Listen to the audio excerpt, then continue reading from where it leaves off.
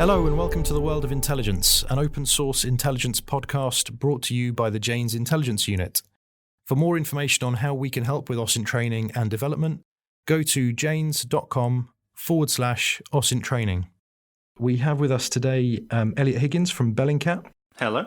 Hi, Eliot. Thanks for joining. Thanks for taking the time to join. And I've mentioned to you already that I was hoping to get you onto this podcast for a while. And every time I've sort of looked at your Twitter feed or the outputs from Bellingcat, I've noted how busy you seem to be. And especially over the last 12 or 18 months, it just has been incredibly a busy period for you. And so I was almost hesitated contacting you and asking you to come on because I didn't want to sort of interrupt what you were doing because you've been putting out some great stuff as well.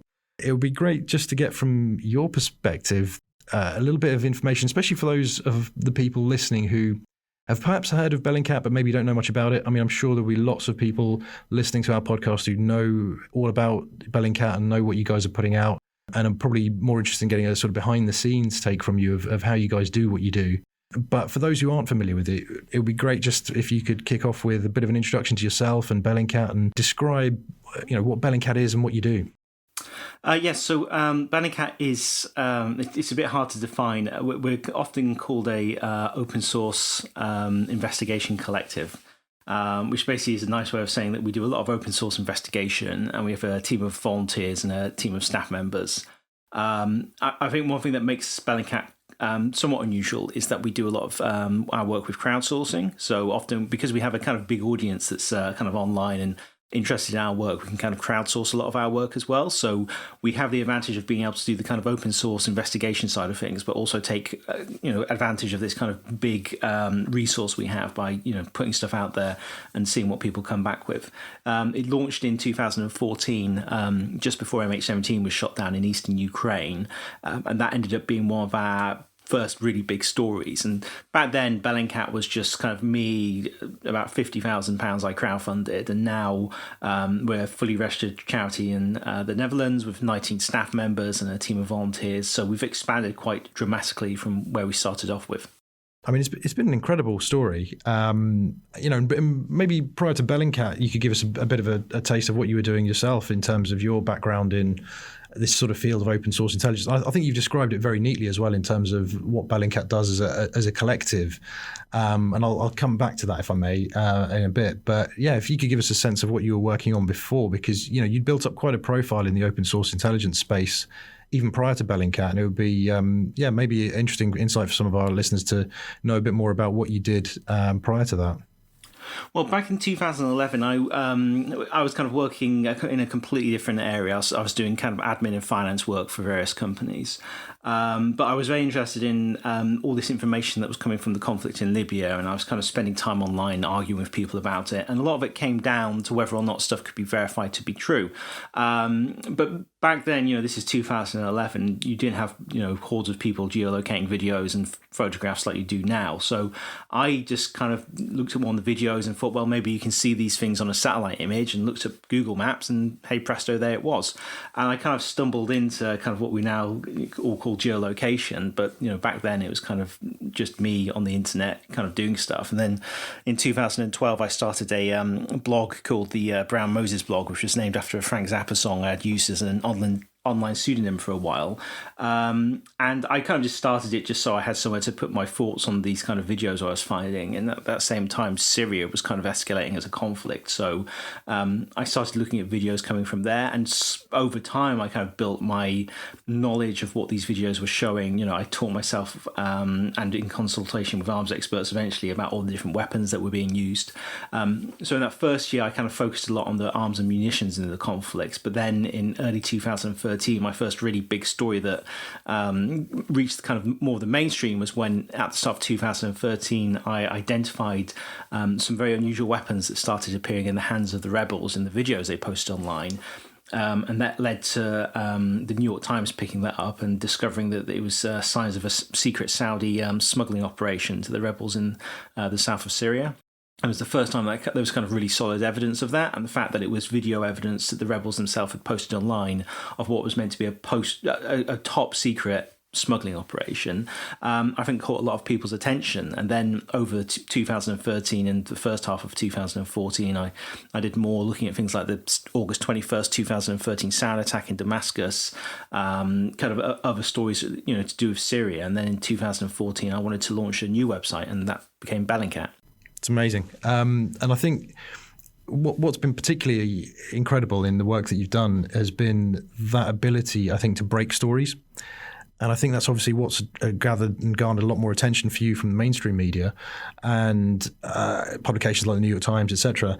But I should also congratulate you. I mean, you won so many awards last year. I lost count of the number of awards Bellingcat was winning. But what I find particularly impactful about the work you've been doing over the years, and particularly since Bellingcat began, has been that ability, I think, to broaden out the audience for open source intelligence and the kind of people that are interested in it.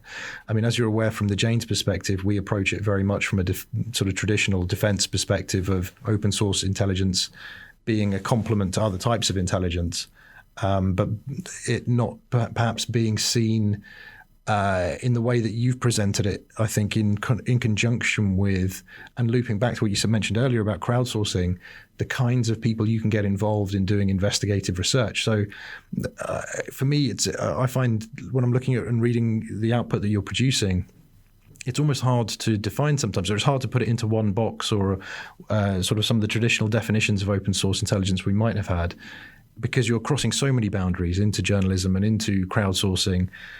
How have you found that? How have you found that going from sort of being that person on your own doing that research to then getting so many other people involved and having that support and input from such a variety of experts on the investigations that you've done? I think the kind of field that has grown in the last, I would say, 8 or 9 years from about 2011 onwards is something that in a way they do open source investigations, and kind of that's what I was doing. But really, I think the people who were involved with that didn't come from the traditional OSINT community, so they kind of adopted the language of that community to describe their own work, where sometimes it really didn't fit that well, because we aren't trying to produce an intelligence product at the end of this process. We're trying to produce a whole range of products. You look at the work of the team at the New York Times who are doing a lot of this work now. That is for journalism, but I think most people in the OSINT community would recognise those techniques as something they would use.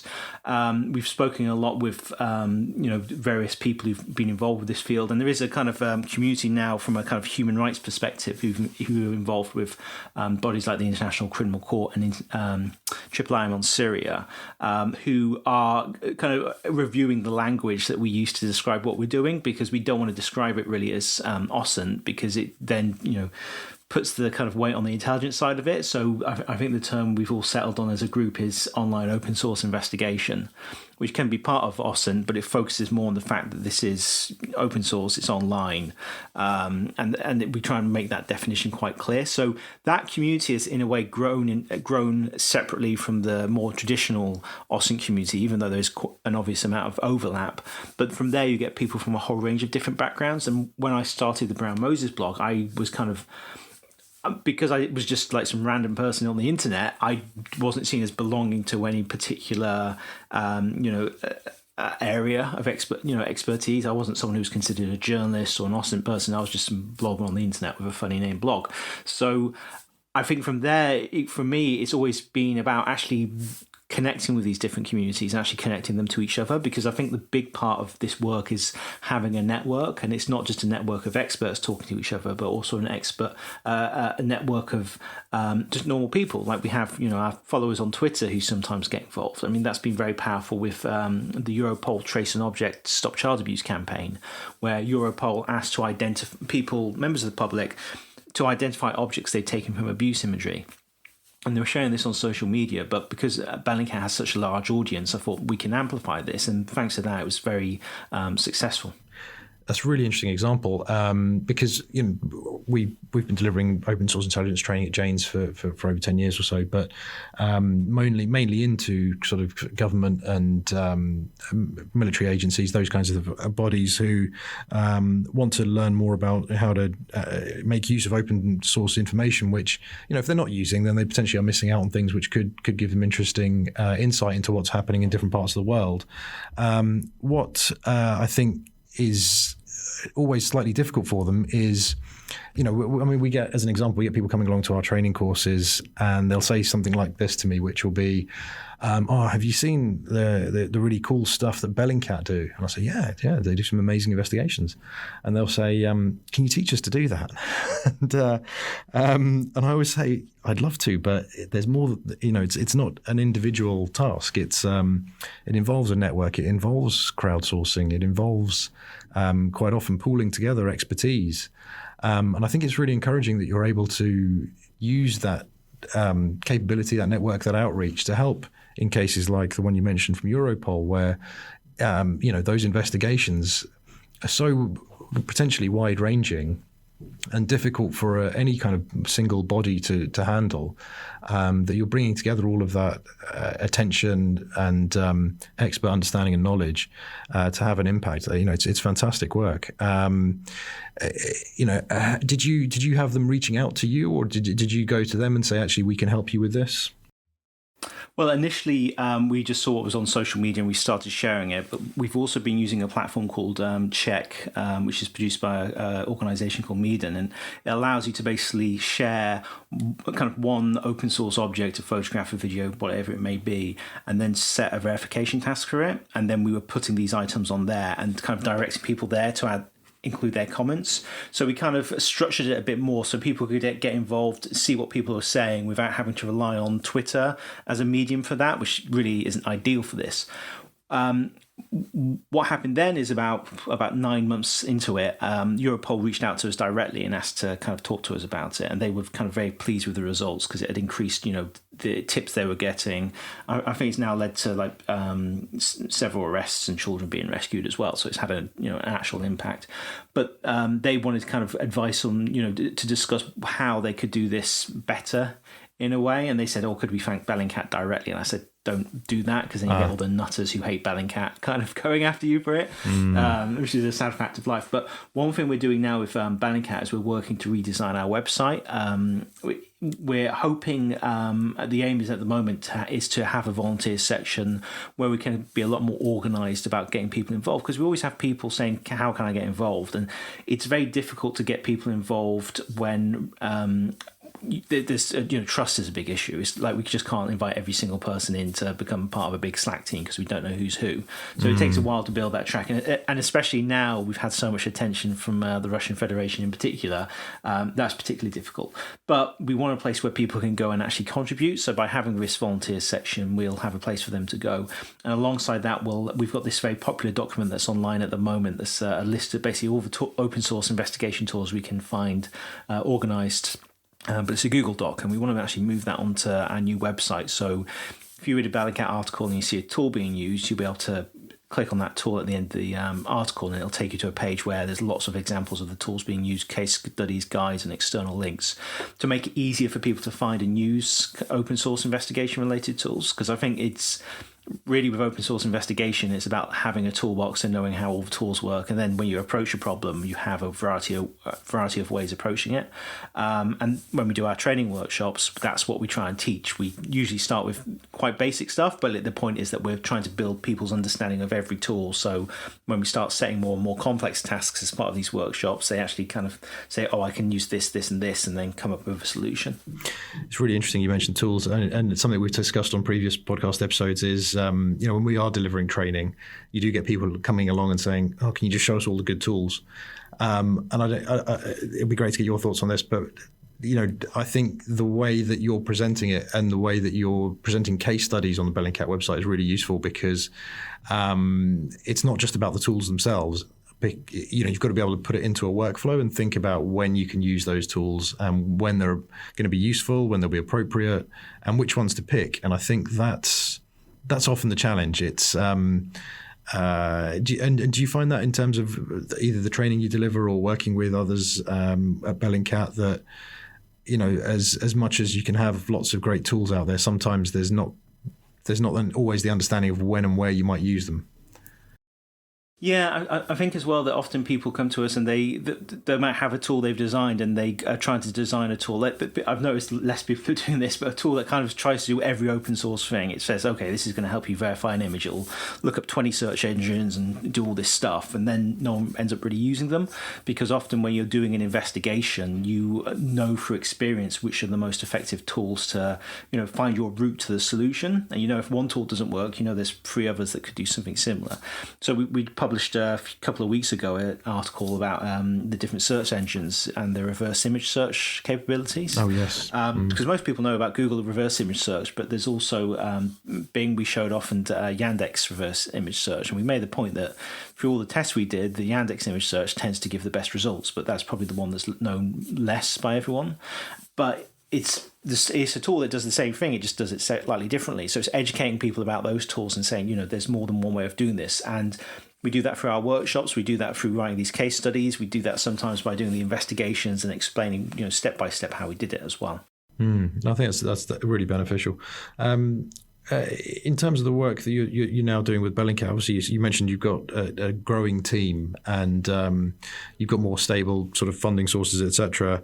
The investigations you've done have garnered a lot of attention. Obviously, MH17 was key. I think the investigation that Bellingcat produced was vital for actually getting everyone to accept what happened, because you did such a great job of putting together the evidence and presenting it. And you've hinted a little bit at some of the challenges that's caused you in terms of being targeted as a result. But what's the overall strategic direction for Bellingcat? I mean, do you have a sort of set of topics or subjects that you're going to be particularly focused on, either now or going forward? Or is it a case of picking up whatever cases seem interesting at the time? It's kind of in 2 areas that are related at the moment. We're looking at ways to kind of expand the community of people who are doing this, both keen amateurs and kind of more experts. And that can be through training, this volunteer section we're launching. We're looking as well at working with universities to train students whilst they're at universities to do local investigations. And we're starting that off in the Netherlands with the hope that if they can engage with local issues, they'll realise they can have real impact on the world by doing this kind of investigation. So there's kind of this community growth and expansion that we're working on. The other area we're looking into is because we're now often approached by people interested in how open source investigations Bellingcat has done, or just open source investigation in general, can be used for justice and accountability. We're looking at the processes that we've used to do investigations and improving them, because one thing I've discovered doing the MH17 stuff is we did that when we launched Bellingcat. It was basically me. We didn't have any real process for archiving or saving content. And now, 3 or 4 years later, I started getting people reaching out from lawyers who are involved with court cases against Russia, who are now saying, can you make a submission about what you found, which we're happy to do. The problem is we're discovering a lot of the links that we just discovered back in 2014 are, of course, dead now. So what we've done now is we've developed a new process working with the Global Legal Action Network to basically archive and investigate material up to a standard where we could basically submit our investigations directly to a court along with archive material. So with that, we've been working a lot with the Syrian Archive, who've renamed themselves Monomics. So the Syrian Archive is a platform that's been archiving videos from Syria, but they've expanded into other areas. We've been working with Hunchley, which is a handy open source investigation tool for recording your activity. So that's the kind of archiving side of it. And then we're looking at the whole process of how we investigate and seeing how we can improve different elements of that. And we've already been working on investigations related to Saudi airstrikes in Yemen, which we've been publishing on yemen.bellingcat.com. And they are using this new process for archiving and investigation, but they've also been submitted as part of the current government consultation on arms export agreements with Saudi Arabia. And our hope is that we can have more examples where we do this kind of research and then it can kind of be used in a courtroom situation or a legal situation, so we can actually see how it's kind of attacked, because it's very important that we continually refine the process to make it as good as possible, but also we don't overdo it and go to the point where it actually just takes forever to do even a simple investigation, because we have so many parts of this process. So it's kind of setting a minimum standard for our work that will, that can be applied not only to Bellingcat, but we can also export to different organizations. I think that's a really interesting initiative, and I think there's potential there to create probably something that would be seen as something of an industry standard, if we can call it that. Because I think that's a question that comes up a lot for us as well, is, how do we record and capture things that would be useful, both from an archiving perspective, because obviously, as you say, that there's a lot of stuff that we look at in our research, which is sort of here today and gone tomorrow, because a lot of online content can be very ephemeral. But there's also then that perspective of actually, when somebody does come back to have a look at it later, how do you show them that content, or how do you potentially use it evidentially as well? So yeah, I think that's something that I think will be necessary for everybody involved in open source intelligence to adopt those levels of rigor in terms of archiving and retrieving information. As you're sort of, or as you have moved, the last 5 years or so into that area of presenting more information as evidence, obviously verification has been a massive challenge, and that's been something you've been involved in right from the beginning. How has that developed in terms of as a challenge? Has it become more difficult? Do you feel it's gotten easier in some ways, or is it a bit of both? It's one of these things that the better you get at doing verification, and kind of the more sure you want to be about verification, the more time you spend doing it, even if you get really good at it. So, now when we investigate an incident, we have a much better understanding of all the kind of potential angles we can approach it from, and how people who are kind of going to attack it are going to approach it. And having spent, I kind of started doing this because of my online activity. So I was always very aware of how people will attack your work, even in a very disingenuous manner, but you still have to kind of be prepared for that. And in a way, I think from a very early point, I was always very careful about making statements that I could back up with direct evidence, or if I couldn't be sure of something, I would be very clear that I wasn't sure of it. And that's kind of what we try and get across in our writing as well. But it really, what happens now, we kind of have a process we've broken down into 3 steps, and it's similar to the intelligence process. But I came up with this idea before I knew what that was. So it's probably very but we call it identify, verify, and amplify. So we identify information, either kind of actively searching for it, or maybe in a more passive way with people sending stuff. We verify it, which is a big part of it, and then the amplification stage comes. So because we verify the information we've identified, we can use it in a variety of different products.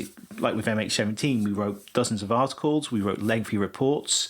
We've been involved with television programs about it. We've produced this 6-part podcast series that we've done that goes into it in great depth. But it's all based off the same verified information that we've identified earlier. And kind of my approach is that there can be multiple ways to tell the same story, or explain the events in multiple ways. So, with MH17, we did the podcast 5 years in that we've revisited it. We're doing a second series of the podcast that focuses on the BBC Africa Eye investigation, Anatomy of a Killing. It was a video from Cameroon where 2 women and 2 children were marched off the road by soldiers and executed. It's a horrific video, but the BBC did this investigation with Amnesty and Bellingcat, and now we're doing a podcast series because the trials have come up. And our 3rd season will look at the activities of Russian intelligence unit 29155 in Europe, which is something we've been doing a lot of writing on as well. So that takes all the stuff we've already been doing and then kind of repackages it into a new format that can reach a wider audience and get them kind of drawn into hopefully open source investigation themselves. It's interesting, yeah, that amplification aspect. I mean, and those are great case studies. We had Ben Strick from the BBC on a previous podcast episode talking about the Cameroon investigation, and it really does show the art of the possible when it comes to using information which is open source, which is out there. Do you at Bellingcat though, are you sort of conscious that what you're doing is very specialized though in many ways, in that you do need to perhaps find and bring into the network and bring into the organization people with the right skills and expertise who can do that, and it's not always easy to find perhaps generalist researchers who can do some of particularly the more detailed image verification or video verification, and do you find it hard, or have you found it hard to find the right kind of skills, or is that something you're finding easier now that you've gone and branched out into training and you're helping encourage the promotion of those skills? Well, even quite early on when I was doing the Brown Moses blog, I was kind of in touch with a lot of kind of experts because they saw what I was publishing, and I was pretty much the only person who was bothering to look at this stuff. So they kind of asked me about it, and then I started talking to them, and it was kind of very early on. It was a lot of kind of arms and munitions experts, especially linked to the kind of big human rights NGOs. But I kind of learned from them, and I found cool stuff for them to look at. So then, as I've kind of gone on, I've built more of these relationships. So now when we need kind of expert advice, we have a whole pool of people we can use for that. Sometimes we reach out to new organizations because we're doing something new. So when we were looking into these GRU officers that we started identifying, we started using voice analysis, forensic voice analysis. So there we reached out to a few universities where they do that, so we could get the expert view. Same with when we started doing finding all these IDs of all these sports nutrition salesmen who were hanging around Salisbury when Sergei Skripal was poisoned. We started using, we spoke to a university who could do facial recognition to compare the photograph we had from the ID we had acquired, their real ID, and their fake identity, to have at least that kind of extra level. So as we kind of learn more and kind of find out about these techniques, we try and pull them in more into our investigations. Sometimes those investigations can be very simple. I mean, the PS752 investigation we did a week ago, it was actually quite a simple investigation because we had already really done the same kind of investigation with MH17, so we kind of knew what we were going to be looking for. So with MH17, one of the first things we did is kind of piece together the photographs of the wreckage to see if there was any clear signs of like a warhead damage. So we knew with the PS752 that we needed to look at similar images, but then kind of things moved along more quickly because then this image of the remains of a Tor anti-aircraft missile came on, which unfortunately wasn't geolocatable, and then this video that appeared to show the aircraft being hit by a missile, and that we could geolocate, and that all of a sudden became this huge story, which really it was a very simple geolocation that we did. It's just it was such a big story at the time that it got a massive amount of pickup. No, indeed, yeah. So it's interesting you've built that up over time, and you've got those links to the right kinds of experts, and you're able to reach out to them and get those positive responses and that help. You mentioned a little bit earlier, you sort of touched on some of the more negative attention, I suppose, that you've received since starting up some of these investigations. Has that hampered any of your current investigations in terms of, either trying to crowdsource information or being drawn to information which you're then looking at and thinking, hang on, this is almost sort of deliberately fake. It's almost been designed for us to find. Has that occurred at all? I think by default we're suspicious of anything we find. You always try and verify something from multiple angles and understand it as part of a network of information. So I'm never too worried about fake information being introduced because we can identify that pretty quickly, and it's hard to make a really genuinely good fake. And people have tried to do that. I mean, the most absurd example is, of course, when the Russian MOD used a screenshot from a computer game as evidence that the US was helping ISIS. But this is the level of people we're dealing with, so it makes it rather easier when you're dealing with people who are massively incompetent. And it's like when we're dealing with Russia, they have the kind of the same pattern of behavior again and again. Very rarely do the Russians actually come up with their own ideas when they're having their various press conferences and announcements. They usually steal it from somewhere else. It's like we had this OPCW meeting at the UN Security Council on Monday of this week, where Russia basically read out his claims why the OPCW was, couldn't investigate stuff, that they were biased, and they were just repeating claims made by someone else. And those claims have already been addressed and debunked by us. So it kind of makes it easy for us when they have that pattern of behavior. I mean, what's also I find very interesting is a lot of people don't really appreciate this kind of alternative media ecosystems that exist out there. We've interacted a lot, I think is a way to describe it, with the kind of media ecosystem that's kind of is kind of focused on conflicts, particularly Syria. They tend to be made up of kind of conspiratorially minded anti-imperialist types, but it's always the same network of individuals and websites that are sharing the same articles. So within this kind of echo chamber, they have this very kind of vibrant ecosystem, which they think has more impact than it really does. But that's something that then I think some people who aren't as online as other people notice. They might be more academic, I found, and they think they must be Russian trolls. It must be a Russian troll factory because they can't understand why people, supposedly real people, would believe stuff that's so patently absurd. But they really do believe this stuff because they have a whole echo chamber that is constantly reinforcing these messages.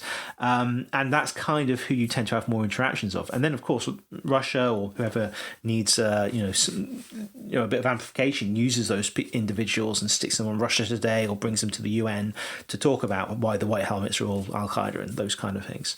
And I think it was best reflected in a report that a researcher called Kate Starbird did on the white helmets, where she kind of really did a good job of mapping these networks out. And I'd really recommend that to anyone who really wants to understand how this kind of alternative media echo chamber kind of operates. That's a great tip. I think everybody who's involved in doing open source intelligence, open source research, really needs to have a good understanding of how these kinds of disinformation operations are working, and to have an idea of how to spot and verify content to the extent that we can do it quickly, or to build up the expertise to do it in more detail. It's interesting you touch on the sort of the disinformation aspects of amplification. When you talk about amplification in your own process, is it a competitive sort of process of amplification that you're having to compete against these other sort of voices that are trying to put out counter narratives that are that are baseless?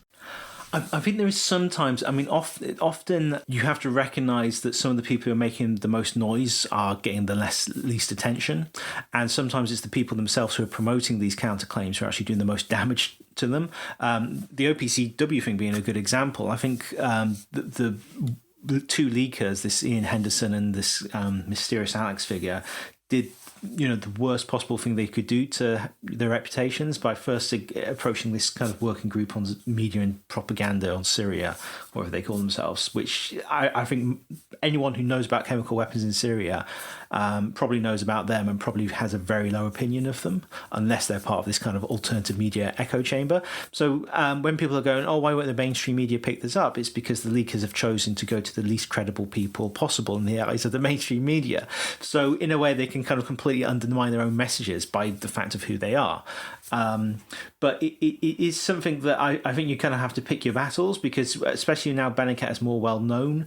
By engaging with arguments on topics that are ridiculous or easily debunked, you can actually just amplify those bits of misinformation to the audience who may be observing that, and you might not want to do that. So I think sometimes you need to kind of pick your online battles when it comes to countering disinformation. That's really interesting. And I think, you've touched there on the Opcw case, and for anyone who's not familiar with that, it might be useful just to sort of briefly explain what's happened there.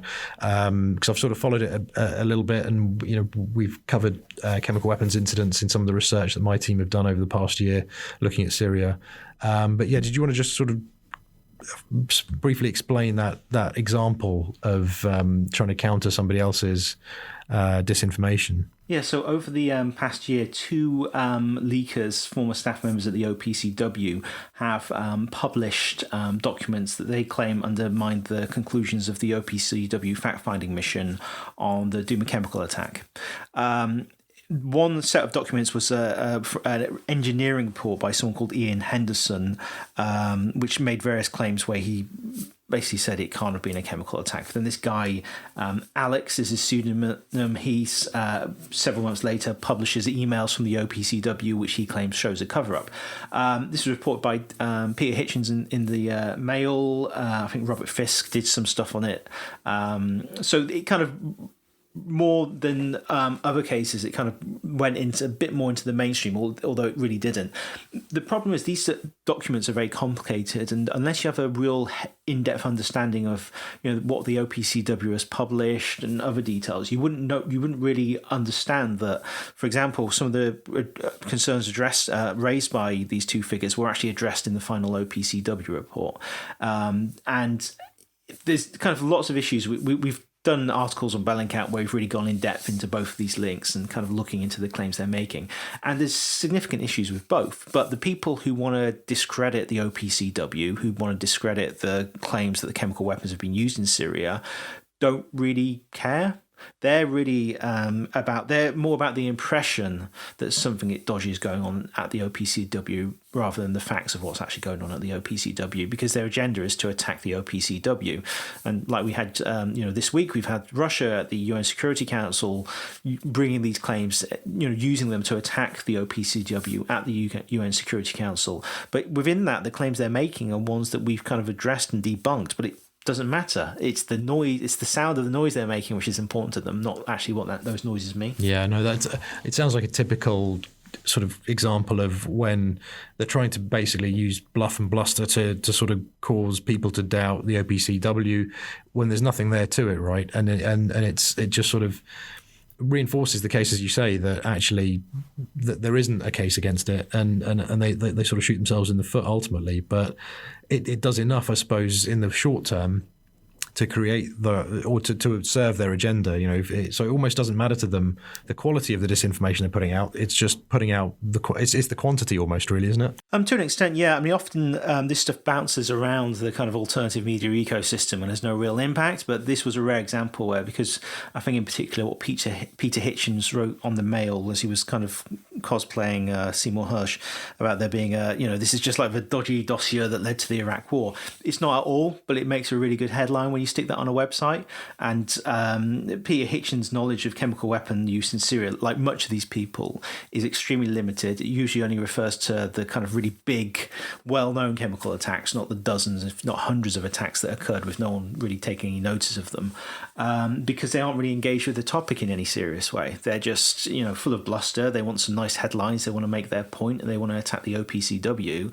But ultimately, it's not about the facts. It's about just the appearance. It's just so they can, convince people of something that really isn't true. Although I'm sure in many cases they've convinced themselves it's true because they haven't really looked into it in a way they should have done, and they might not even be equipped to do that, or even aware they should be doing it in the first place.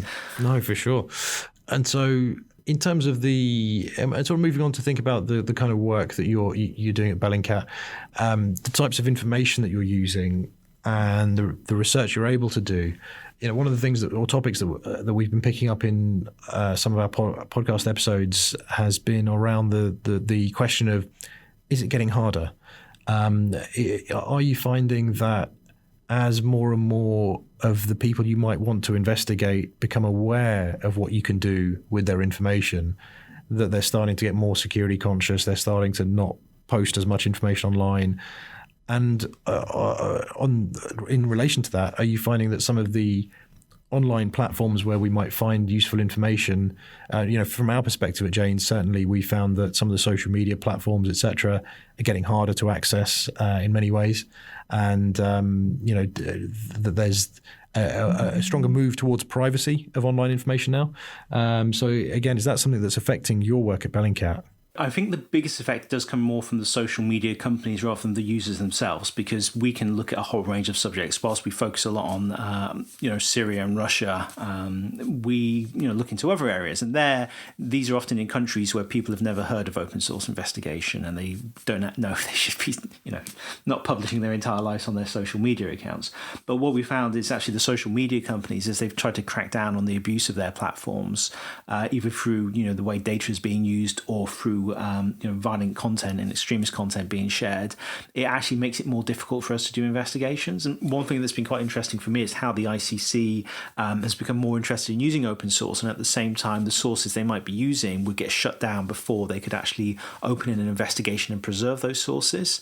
So in a way it makes the kind of responsibility of the kind of, almost maybe you could call them first responder organizations like Bellingcat to archive that material as they find it even more crucial to those kind of investigations, and especially with the ICC's relationship with the US, getting information from the social media companies that are based there is not, they can't demand this information. They can ask nicely, but ultimately it's down to the social media companies what they share with organizations like the ICC. So I think it then raises the question of, organizations who are doing open source investigation, if they have a responsibility to archive this information, how do you make it accessible to those justice and accountability bodies? And that's kind of another area that we're looking into at the moment. Okay, so yeah, the sort of storing that information is definitely becoming more important, I think, for everyone all round. What do you what's your feeling in terms of where the information space is going, in terms of future challenges, future developments, and also, what do you see coming next for Bellingcat? What are your plans for? You mentioned the podcast sort of series you've got coming up, but what else is on the agenda for Bellingcat over the next sort of months and maybe even years to come?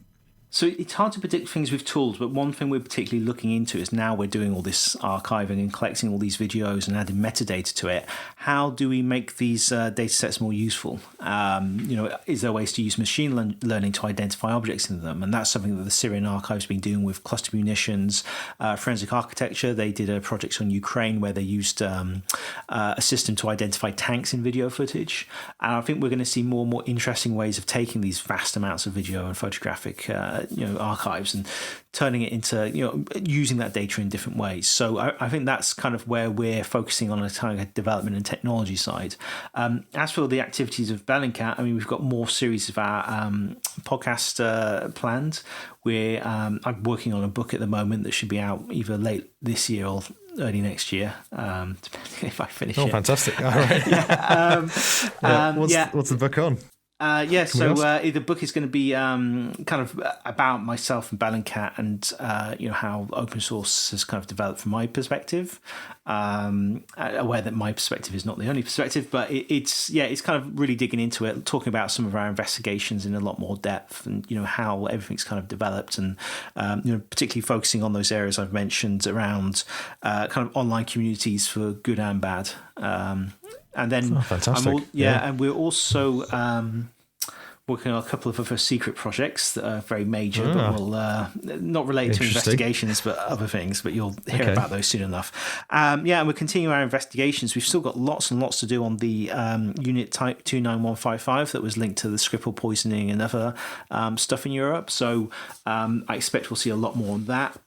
We're working on another MH17 investigation since the Joint Investigation Team announced a call for more details on some of the suspects, so we're digging into that as well. So we've got plenty to keep ourselves busy, and we're hoping we can do more work on our Yemen project and continue to develop that new process, and hopefully by the end of the year we'll be able to start packaging it up and deploying it to other organisations who might want to use it. So in terms of that, just to pick up on that one, so when you say packaging it up, how do you mean? What would it look like, and what would they do with it?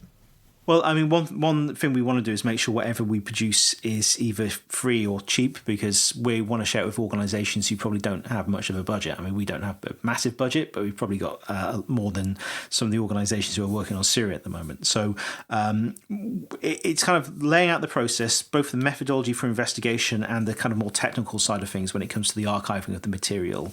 And then we've been working, or a company called Bellingcat has been working with the Syrian Archive to create an indexing system that will index these videos in a way that makes it easier for people to figure out who has the same videos without actually looking at the content themselves, so people can be secure with their own content and know and not have to share it with every single person in the world before someone can use it.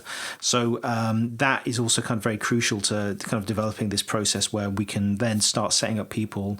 If there was like 20 organizations who had archives for Yemen, we could kind of help them use this new process and help index their archives and make it useful information for those people doing investigations, because really it's taking the video that someone may have filmed on the ground in the moment and then turning it into something that's useful and discoverable by the kind of justice and accountabilities body, the kind of people on the ground recording this stuff want it to find. No doubt. And YouTube is not the platform for doing that, so we have to come up with something else. Interesting. So I think you touched on an important point there in terms of not just getting all of the data, but actually making it useful for people and actually allowing others to share it and do work with it, and building on the value that you sort of have within that information. That's a huge challenge, and it's something that obviously we've wrestled with at Jane's for years in terms of as you have more technical developments in the way that you can access and categorize data and use it and link it together. There's much more that people expect you to be able to do with it. There's more that you want to do with it, and it's actually a much more difficult challenge than many people appreciate. So I look forward to sort of hearing more about that as that project develops and as you start to roll things out to other organisations, seeing what comes of it. What's sort of, I think, really fascinating from our perspective as well is looking at some of what the work that you're doing, learning from some of those case studies as well, and trying to also share and provide any thoughts that we can. Anything that comes up in terms of the investigations you're working on at Bellingcat, we'll be observing closely, and we'll, again, if there's anything that we can do at Jane's to help, then do get in touch. We'll keep watching with fascination. Was there any other stuff that you had on your mind that you wanted to sort of talk about in terms of things that Bellingcat are doing, or the sort of direction you're going in? I think I've covered everything in the last 40 minutes or so. I think I've got most of it covered. Yeah. No, it's been fascinating talking to you. I mean, I had one last question really, which was relating to some of the investigative work that you do, where you are sort of getting crowdsourced information or sometimes tip-offs, and do you find that Bellingcat now is at a stage where you're at a point where you can attract and receive information that is really difficult for others to get hold of, and it almost goes beyond open source information because it's not necessarily stuff that anybody's going to be able to find. It's just stuff which you're attracting or being sent either as tip-offs or crowdsourced information. Yeah, I mean, we do get a lot more people kind of emailing us. I would say about 99% of those are not kind of relevant to our work. It might be people asking about, because we did MH17, everyone wants to know about MH370, which crashed somewhere in the middle of the Pacific, from what I understand, which is not an easy one for us to do because there's not loads of, fishermen taking selfies, with planes crashing in the background. Sure. It's just, it's just a huge ocean. Yeah. So we can't do work with that. We also get kind of people who are have some really interesting ideas, but aren't the kind of ideas that we want to kind of look into, like, where you can find dragons and, who the Illuminati really are, that kind of stuff. Yeah. But there is some stuff that gets sent to us. And the big issue we have at the moment is because we're at absolute full capacity at the moment. It's very difficult to take on other work, and I hate turning away, people who are saying, have a really good, interesting investigation to do, but we just don't have the resources to do that. So that was that's always difficult to do when we're turning them away. What's quite cool though is because so many people interested in open source investigation know our work. It's like with PS752. Immediately people started sending us videos and photographs, even though we didn't ask for them. But we had loads and loads of this stuff coming through, and lots of, I think, people heard Ukraine plane crash and they associated that with Bellingcat, so they started sending us lots of stuff. But that meant then we could kind of engage with that and get a lot of these videos as soon as they appeared online, as soon as they were shared. And with PS752 as well, a lot was being shared on Telegram and then reshared on Twitter. So then people were finding stuff on Telegram and then sending it to us directly. So that was actually something that was, in a way, it kind of made this kind of human search engine for us that we didn't even have to type anything into. They just went up and did it for us. But that's also something that I think gives us an advantage over a lot of other organizations, that we're so well known for this particular kind of work and, doing crowdsourcing, that people will send us stuff. And sometimes it can be really, really useful and, lead us to kind of big discoveries. Like with the Iran shoot down, PS752, the video that shows the apparent moment of the shoot down, someone just sent that to me, like literally nothing in the tweet, just the video. Wow. And I didn't even bother watching it for 10 minutes because I was like looking at other tweets because I'm getting loads of them. Yeah. And then I watched it and I was like, what's this? And then I saw what happened. I was like, oh God, we better start looking into this one. What was great there, because we had already done the work looking for other stuff in the area, we almost immediately recognised the area that this video was shot in, and it allowed us to geolocate it very, very quickly, which meant we could get it out there before pretty much anyone else could. And also because we were able to collaborate with the New York Times on that, we were able to kind of help them do that and look into some of the other videos they were looking into, and they could produce their own thing on that. But being able to get stuff out really, really quickly like that, I think helps, when you have a lot of competing narratives as well, can help kind of clarify what's, going on very quickly. It's really interesting. And timeliness, I guess, is an issue there as well, in terms of, that rush to try and get on top of what's going on in a developing situation, something that, where the information is changing quickly. From a Bellingcat perspective, are you trying to get stuff or assessments out there as quickly as possible, or would you prefer to sort of take your time, wait until you've got all of the information in that you could get, evaluate it, etc., and put out something which you know is more reliable? It depends. It's like that video of the plane shoot down. There, we realised how significant it was, and we were able to geolocate it really quickly. So we kind of did a Twitter thread about on it that kind of got a lot of interest. But I said we should write this up and put it out there, put it on the website, just so there's like a permanent link somewhere for people to find. So in that case, that was definitely one where it was valuable. In other investigations, especially ones that are looking at incidents that have happened, some time ago, it's just worth doing the whole investigation. But it's really about, looking at how much, how interested people are about certain information. I mean, sometimes it doesn't even have to be, an actual piece of investigative work. With following the Christchurch Massacre, there was a manifesto put online. So this is one of these alt-right mass shooters. And there was a manifesto put online. And this shooting happened overnight because it was in New Zealand. One of my team members, Robert Evans, who was in the US, he saw it was happening, and he specialises in this particular area. And he recognised that the manifesto is actually written in a way as basically an in-joke for 8chan, or a series of in-jokes. And the whole idea of the manifesto was basically to trick the media into reporting about the manifesto in a serious way, and it would have been the shooter's final joke against the mainstream society that he was railing against.